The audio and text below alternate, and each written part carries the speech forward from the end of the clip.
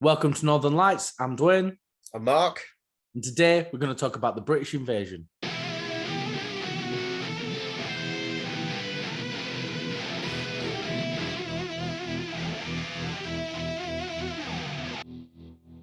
So we just came out of UFC London, a few weeks back. It was a really exciting card, and it's great to sort of see these British fighters really making a big step in the UFC. What did you think of the card overall, Mark? Oh, the card in general I thought was great. Like you said, from start to finish. And I honestly don't think there's a bias in there just because we're British either. I think just the card in general was great. Like everyone seemed to be so involved into it. There was finishes everywhere you look. Everything was exciting. The amount of talent that was on that card. I get that because it's in London, they threw all the British in there, but yeah, that's what makes it exciting for people and it was on at a great time. For once in the UK, it was on at a great time. Everyone could enjoy it in the UK. Oh, so exactly. That's the worst for exactly. Just worth the price that you pay. Exactly. It's a shame we were going to get tickets, but it was ridiculous to get them. Like just watching it on the TV that'll be sufficient. But even from the prelims, you had Paul Craig. He was the last fight on the prelims, wasn't he? Yeah. And then after that, it was just there was all sorts in there. It was great. There was Arnold Allen and Dan Hooker, that kind of stuff. Molly McCann, Meatball Molly McCann. And overall, it felt like a pay-per-view, didn't it? It didn't feel like a fight night. There was a real big fight night feel to it. And that's why I'm so excited that they're doing it again in July. I'm a bit surprised they're doing it again so early. But it feels like because restrictions are getting less and less, Dana seems interested. If there's it obviously sells well and people seem to really enjoy it. So you can't you look at that card alone. You look at the stars that was in there as well. It must be selling well, obviously, because look at all these kind of up and coming people that people are they're turning their heads to. You've got Aspinall, clearly, Paddy the Baddy. He's another big time. A lot of people tune in. He's just British. Massive now, isn't he? He's huge. Everyone tunes in to watch him. Molly McCann. I am fully on the hype train with Molly. I am so excited to see her next fights, everything. And then obviously, you've got Paul Craig, and there's a couple of people that were left off this card as well. Yeah, but they're into the next one because it's been signed apparently of Darren Till and Jack Hansen. Yeah, I feel sorry for Darren Till because he's coming up with a big wrestling guy. He might get submitted, and I'm really hoping that's not the case because you feel like Darren needs a win right now because he's a good fighter. He's a good fighter. He's a nice guy. He's overall entertaining. You just don't. I don't know. I don't like seeing people on a massive losing streak. I know what you mean, and I hope that his little bromance with Hamzat Chimaev has taught him a bit of wrestling. Yeah, well, maybe it has. His last fight with Brunson, he got schooled on the floor there as well. I mean, fight, Hansen's a big grappler. Yeah. So I think if Darren can keep it stood up, it might well be in with a good shot because he's a really good striker, and I'd love to see him, like you say, get back on in the win column. Yeah, and to be able to progress his career further because it feels like you forget just how young Darren Till is. Yeah, you feel like he's been around forever. Yeah, but he's just had a lot of fights, and to see him jump up to middleweight, he won against Gastelum in a controversial win.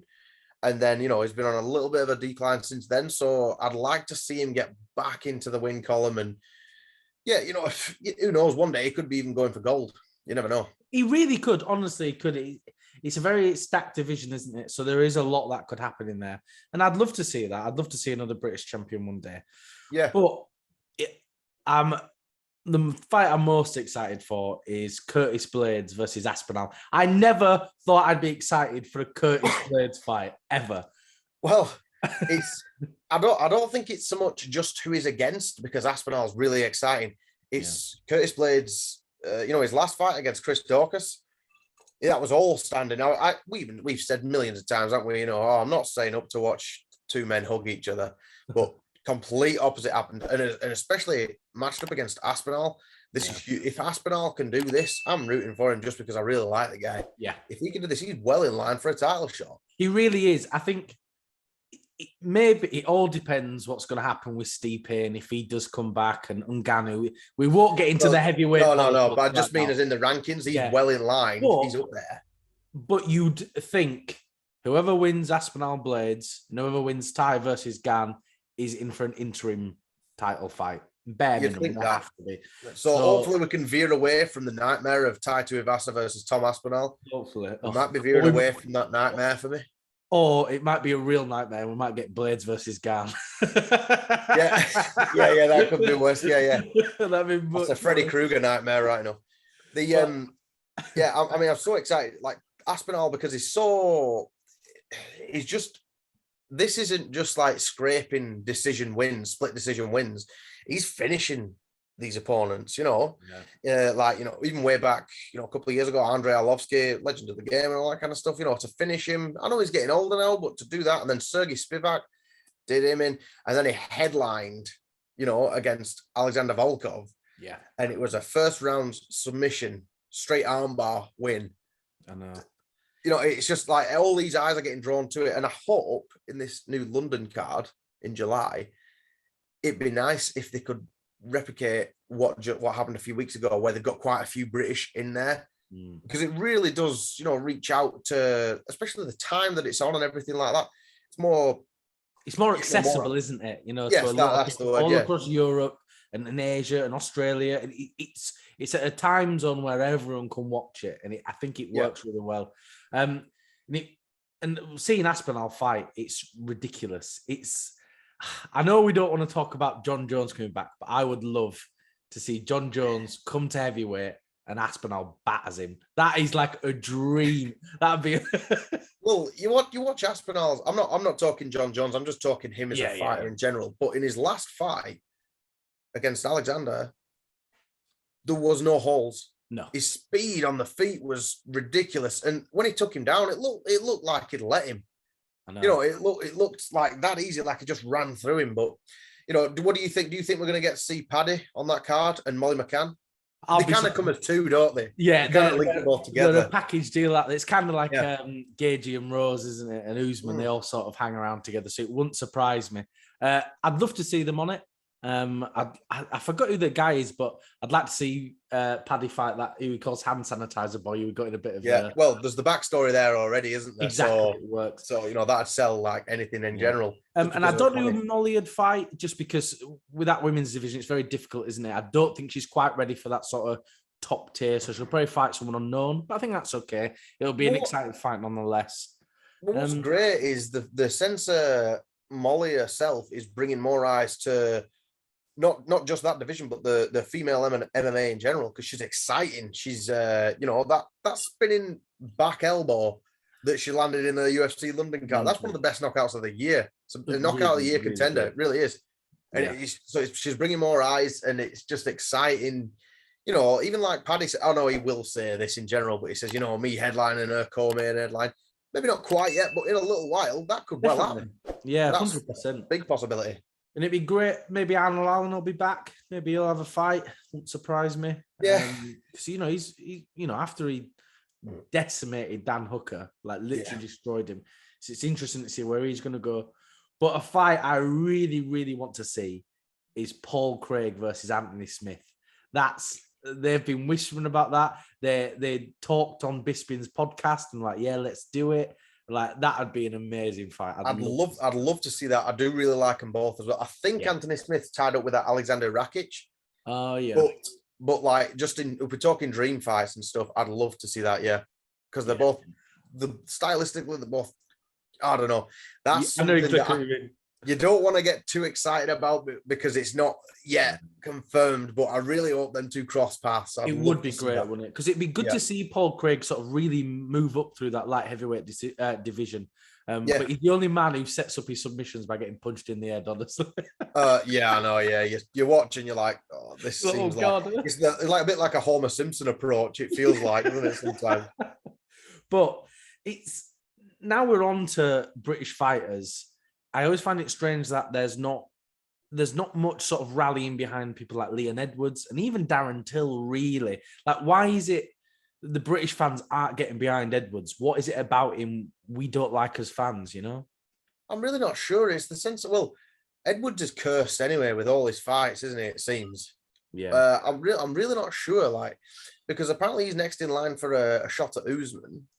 where you'd think that there'd already be talks around about that, just in general. Like we could bring up English fighters and Leon Edwards wouldn't come into conversation once with some people. They wouldn't even mention him. No. And I'm not sure why that is. It just seems, maybe it's just a bit, I can't even put my finger on it, to be honest. But no, it's so difficult, isn't it? Because he seems like a nice guy. He's a good fighter. He's obviously clearly a good fighter. But, it just goes to show, doesn't it? The kind of reputation he's got and why people don't seem to care about him. The biggest things out of his fight is that he got rocked by Nate Diaz. He battered him for 5 rounds and he got rocked once. And then that's it. That's all anyone talks about. People act as though Nate Diaz beat Leon Edwards. And I think it's that selective memory thing, isn't it? It's just people that they remember 5 seconds of a fight as opposed to the 24 minutes and 55 seconds that the remaining. But it's in the sense, and then Leon, is the guy who Masvidal beat up backstage, or he punched him, get the 3-piece in the soda, and they go, oh yeah, him. You're like, why is it just that? Or like, he poked Bilal Muhammad in the eye. Yeah. People are like, oh I've seen that. It's all controversy, isn't it? It's not about his actual fights, is it? No. I mean, maybe that's something. Obviously we're no expert, but maybe that's the sense of you've got to bring this something else to the game, if you're a knockout artist or if you're Mr. Personality or something, 100%. And that's why it'll be exciting to see him fight Usman, because genuinely he's got a real good chance. He's a high-level striker. He's a good wrestler. It'd be a great shocking moment. It'd be great to get another British champion. But talking of British champions, I think the number one English fighter has to be Michael Bisping, doesn't it? I think he's such a legend of the sport. He's the first ever British champion, But I always feel like it's such a shame. I feel like here in the UK, he's not sort of honoured as that world champion he is. He's not really celebrated as much, is he? Maybe it's just because MMA is constantly evolving. Yeah. And, it's getting bigger and bigger. So back in his heyday, even before he was actually champion, when he was on, quite a good run and things, he wasn't really just in the midst of just normal conversation. Yeah. Many a time it's happened with me if someone was to say, something about Tyson Fury or a big British boxer. And if I was to bring up Michael Bisping, a lot of the time they don't even know who he is. No. I'm like, he was champion. And if you, like the sort of people that are patriotic for the sake of being patriotic, just because they come out of Britain. but like in the sense that you're like, how do you not know him then? He should be walking around like the bloody King of England. He really should, honestly. And it's such a, because take Conor McGregor, for example. He became double champ that same year, or was it the year before Bisping? So it's roughly the same time. And look at the size of Conor McGregor and how popular he got. And I genuinely feel like the British media let Michael Bisping down. Like he should have been on Graham Norton, all the talk shows. Good Morning Britain. He should have been everywhere. We should not have been able to move without seeing Bisping. He should be a star. He really should. And I think it's a genuine shame he's not. It is really, but I mean, with the other fighters that are breaking through right now, maybe we'll get that in the future. But just for Bisping in general, he's so underrated. He isn't brought up in conversation enough about durability and everything, because even Dana said, he never backed down from a fight. Yeah, he got beat, but he wasn't got beat. Yeah. And then he had a couple of setbacks, like Dan Henderson cleaned him out in whatever year it was, 2009 or something. Yeah. Completely. And then when he came, he beat Luke Rockhold on a short notice, won the belt. And something that really gets my goat, honestly, is when people say that Anderson Silva beat Michael Bisping. Silva did not knock Bisping out.